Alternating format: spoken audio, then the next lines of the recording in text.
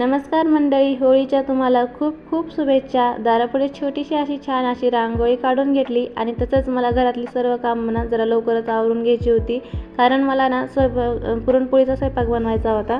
ते बनवण्यासाठी ना इकडे मी दुपारी तयारीला लागले त्याच्या। आणि मग आमच्याकडे ना होळीला पुरणपोळीचा नैवेद्य असतो, तुमच्याकडे असतो का कमेंटमध्ये नक्की सांगा। तसंच ना इकडे मी दुपारी स्वयंपाक वगैरे बनवून घेतला आणि संध्याकाळी ना मला इथे देवाला दिवा लावायचा होता आणि पूर्ण दिवस कामामुळे गेल्यामुळे ना मला कोणतीच वस्तू सापडत नव्हती आणि इथे ना मला काडीची डबी सापडत नव्हती। तर खूप हुडकले, नाही सापडली, म्हणून गॅस पेटवला आणि गॅसवरती असं दिवा लावला। आता गॅसवरती असं दिवा लावायचा नसतो, पण मला डबी नाही सापडली म्हणून मी लावून घेतला। नंतर खाली आल्यानंतर झाडून वगैरे काढून छान अशी रांगोळी काढली आणि आरुषच्या बाबांनी अशी मला होळीची पूजाची तयारी करून दिली। आमच्या घर मालकीण आहेत, त्यांच्यासोबत मी स्टेप बाय स्टेप पूजा कशी करतात ते त्यांचं बघून इथे पूजा वगैरे करून घेतली। आरुष झोपेतून उठला, तो हे फर्स्ट टाईमच बघत होता होळी।